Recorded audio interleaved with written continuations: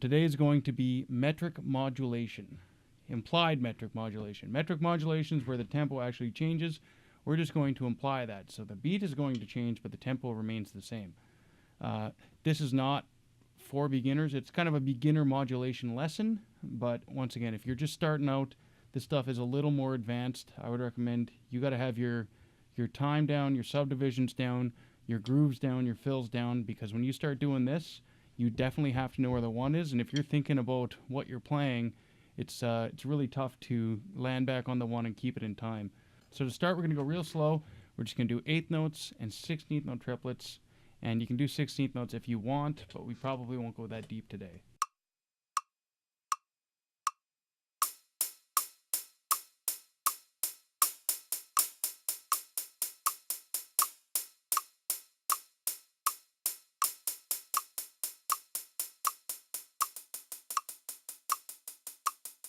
So that's pretty simple. If you can't do that, you're going to have a real hard time here.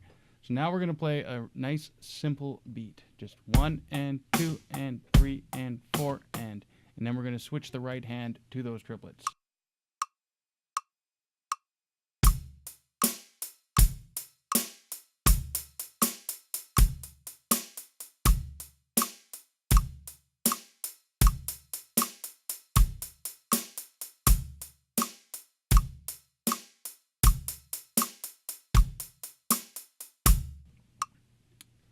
So now here's where it gets tricky. The right hand keeps doing this, what it was doing, but in the first part it's 1 and 2 and 3 and 4 and we're going to keep that same pattern going. So what I would do is write out the hand pattern of 8th notes, write out the hand pattern of 8th note triplets above it, sorry I don't have the notation, and line up the kick and the snare so it's the same. So every, 1 and 2 and 3 and 4 and 1 and a 2 and a 3 and a 4 and a 1 and 2 and 3 and 4 and 1 and a 2 and a 3 and 4 and a. And if you notice when I accent those, it sounds like the same thing, because it is. But I'm just basically speeding it up there. But now, when I play it to a click, you're going to be able to tell it's triplets.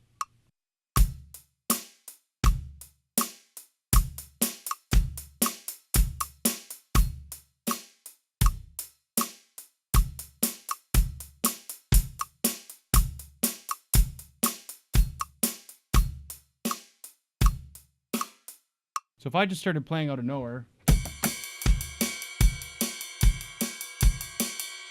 you have no idea if that's triplets. You have no idea if that's 8th notes, but if I keep a pulse.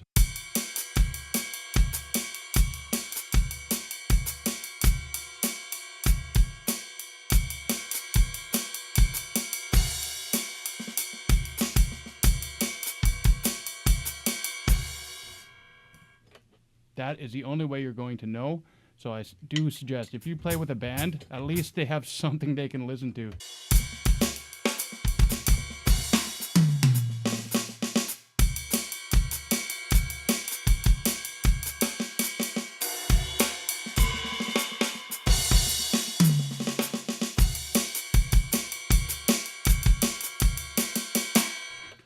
So if you play with a band, you'll see the hi-hat there. That's the only anchor you have keeping, a solid time. So even if someone's playing steady chords, when you start messing with the subdivision, they're going to rush, they're going to drag. That is very important. And also, I don't have that on right now, so it's probably all over the place. Me keeping time with that,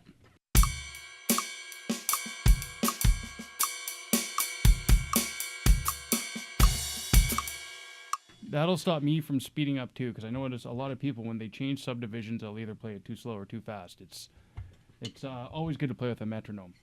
So the second part of this, where it gets even trickier, now we're going to change the beat again. We're going to make it a little more advanced. We're going to add a bass drum.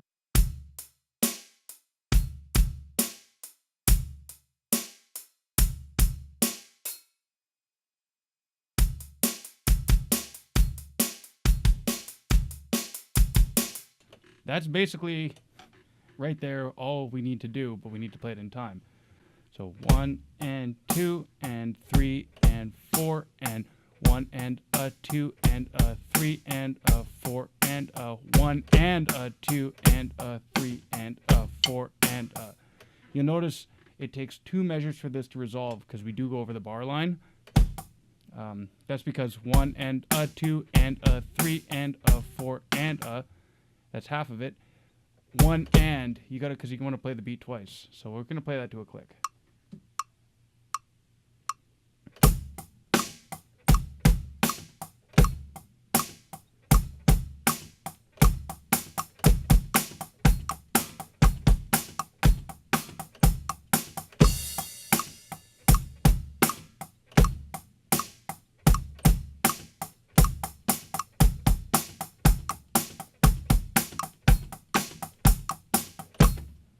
So let's speed this up a little bit.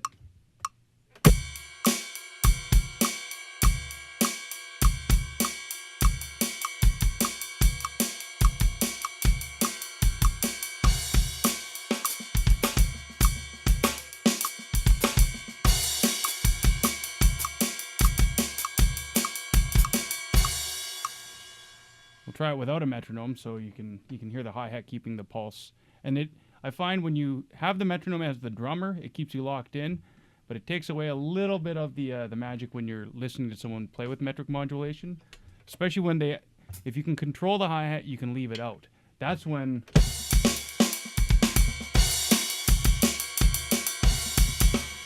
it works really well, but I would suggest learning, or if you're playing with other musicians, always use it.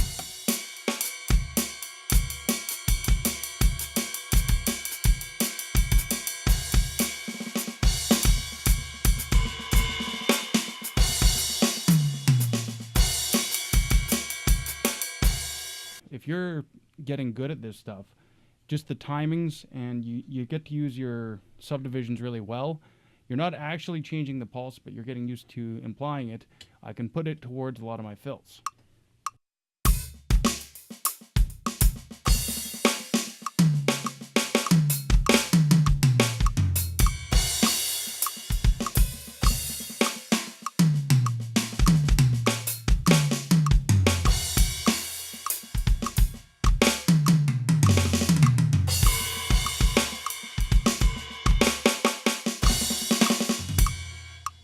So by doing that, you get the effect of speeding up or slowing down.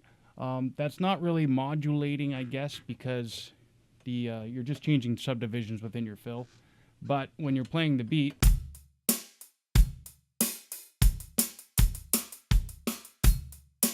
that is the implied metric modulation right there. So this stuff has really helped me gain confidence in my time and my subdivisions, and I recommend everyone learn it. It's good to know, it's good to have. I love it for fills and just little bits. Most bands are not going to love this unless you play it in the right parts, because if you just start going off, say you're not keeping time,